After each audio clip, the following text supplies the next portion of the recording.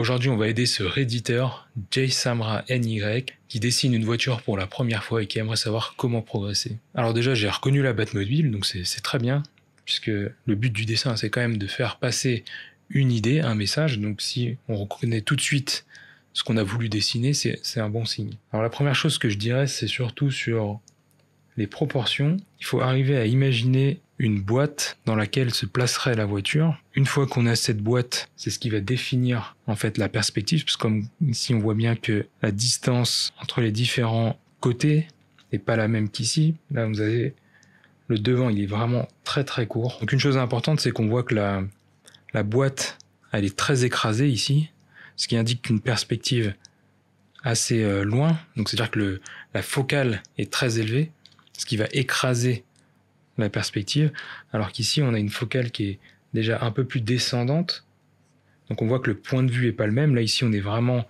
au ras du sol avec la voiture qui est ici comme ça, le toit par exemple, et ici on voit la voiture carrément sur le dessus, c'est comme si on pouvait voir le capot. Donc déjà le point de vue est pas le bon, donc c'est pas grand chose, il suffit juste de remettre bien la perspective, bien faire attention à ce que la largeur soit la même. Donc là, la largeur est beaucoup plus large. Et je reste vraiment très synthétique pour le moment. Je me focus vraiment sur cette partie-là. Et je vais dessiner comme ça, en fait, juste la boîte qui va contenir la voiture. Après, au niveau des proportions, ce qui est à noter, c'est qu'on a quasiment 2/3, on va dire, de caisse qui sont là. Et en fait, le toit est vraiment petit. En fait, c'est ce rapport entre le toit et la caisse, on va dire le bas de caisse ici, qui est important. Et là, on l'a un peu perdu. Donc en fait, si je reprends, en fait, le toit est beaucoup plus bas. Hop, là, pareil, sur le toit, c'est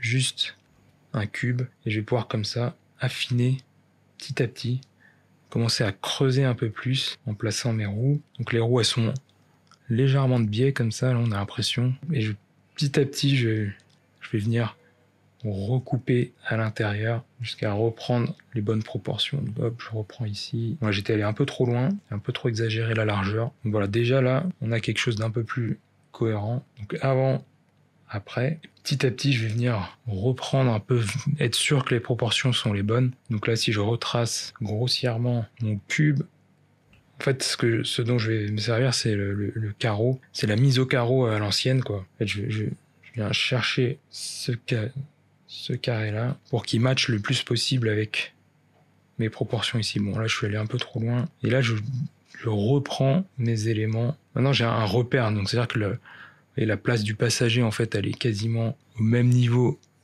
que l'arceau. D'arceau ici, là. Et ça aide beaucoup pour avoir des proportions plus réalistes. Donc, hop, ça, c'est un peu trop haut. Là, j'essaie de donner à cette courbe qu'on a ici. On a vraiment une courbe qui vient faire l'aile de la voiture. Donc là, je suis allé trop haut. Hop. Et après, je reconstruis comme ça, petit à petit, en étant sûr que ça corresponde à mon modèle. Bon, j'ai mergé. Bon, ça m'arrive tout le temps. Genre, le calque qui n'était pas supposé l'être. C'est pas grave. On va effacer tout ça. Voilà, déjà, on est un peu plus proche de notre référence. Et après, on vient reprendre un peu les épaisseurs. Bien reprendre ici. C'est le pare-brise qui vient ici. Là, on a bien l'aile de la voiture, puis ici, l'aération centrale. Après, on a le moteur qui vient comme ça, là. Et cette ligne qui part en avant, si on regarde de profil, ça part un peu comme ça, avec la roue ici. Donc, il y a une légère pente. Donc ça, je vais la représenter comme ça. Je vais venir donner, en fait, un volume au capot, comme si c'était un maillage en 3D. Et ici, on a une espèce de trou qui laisse place au moteur. Voilà, donc là, on avait le avant. Là, petit à petit, on construit le volume et on finit par retomber sur ses pattes. Et juste en exagérant la partie de droite, c'est-à-dire que les proportions, en fait, elle est vraiment beaucoup plus large que là, quoi. Ça, c'était vraiment le point central. Et surtout la hauteur, quoi, la différence entre la zone des pneus et le toit. Voilà, tout ce qui est écart entre les différentes formes, c'est toujours ça qu'il faut checker à chaque fois. Et après, je peux continuer comme ça à reprendre un peu grossièrement toutes les roues. Là, cette courbe ici, là, c'est vraiment un travail de clean, donc il faut prendre le temps d'exagérer certains traits pour lui donner un peu plus de vie. Et voilà comment on peut améliorer ce dessin.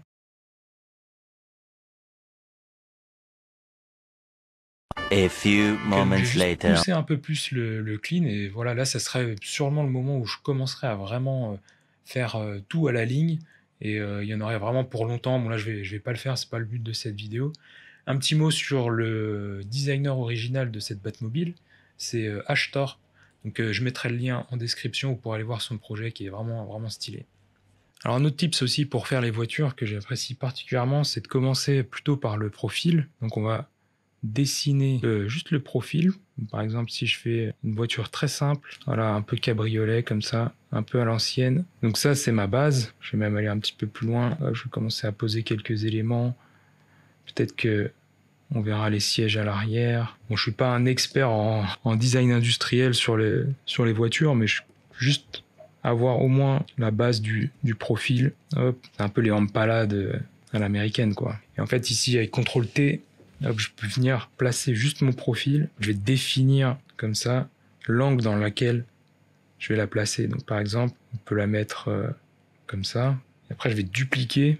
Et là, je vais m'occuper du côté gauche, du côté droit. Là, je vais définir en fait la largeur de la voiture. Tac. Et après, je viens connecter vraiment très basiquement mes objets. Donc là, le pare-brise avec une légère courbe. Hop, tac. Et là, comme ça, j'ai tout de suite la banquette. Je peux placer comme ça, direct dans la perspective, une bonne partie de mes détails. Alors évidemment, il va falloir reprendre chaque élément pour être sûr que tout est bien dans la perce. Mais déjà, on a quand même une potentielle voiture. Il y a encore du travail, hein, évidemment. Mais voilà, à chaque fois, dès que je veux quelque chose dans la perspective, CTRL-C, CTRL-V, et hop, je peux pousser comme ça la roue. Et là, j'ai ma roue.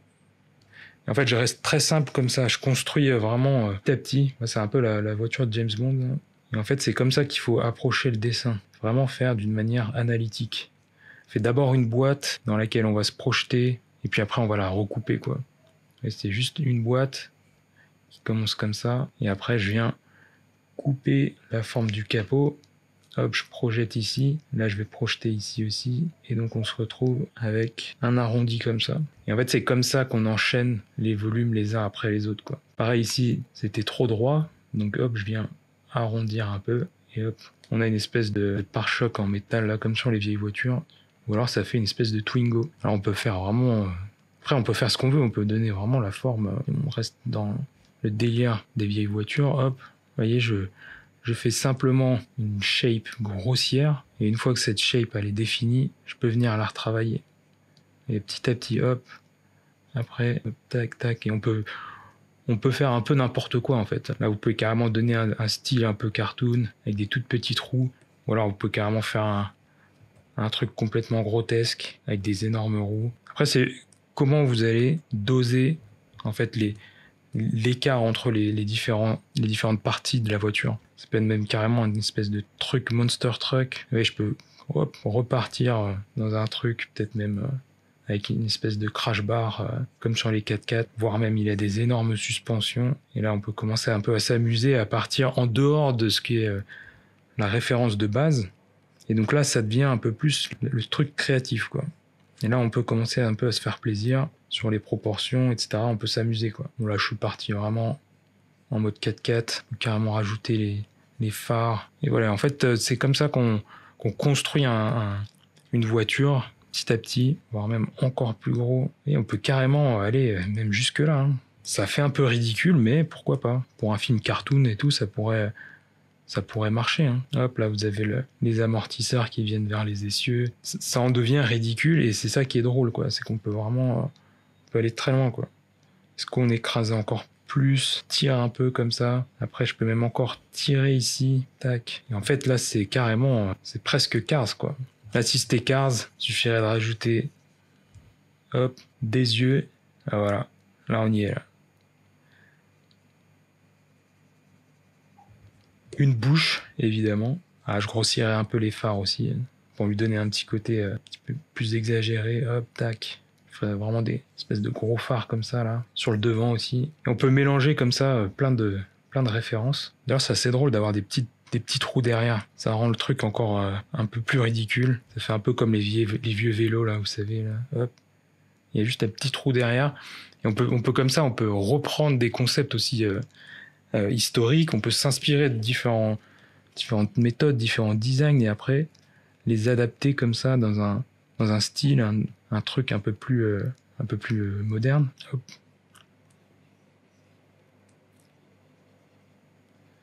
Là, c'est carrément un amortisseur. Vous voyez, ça c'est un élément assez rigolo dans les dessins animés. Au lieu d'avoir juste un amortisseur normal qui serait un truc réaliste, vous pouvez avoir un truc complètement infini, quoi. Un truc qui est tellement long que ça en devient, voilà, encore une fois, grotesque et ridicule. Et c'est ce qui va donner l'aspect comique à la chose, quoi. Ah, ça marche pour tout, hein. Ça marche pas que pour les voitures, hein. C'est n'importe quoi. Et hop. Et après, c'est vraiment un travail de clean. Donc là, il y aura une deuxième partie où je commencerai à vraiment aller chercher des vraies images, de vraies voitures, et je définirai beaucoup plus où est-ce que je veux aller, quel type de véhicule je veux, pourquoi il sert, etc. Là, c'était juste un petit croquis pour vous montrer un peu comment on peut sortir de juste une seule image et en faire quelque chose de différent, quoi. Bon, voilà, je suis complètement sorti de la Batmobile initiale, mais j'espère que ça vous aura plu, et je vous dis à bientôt.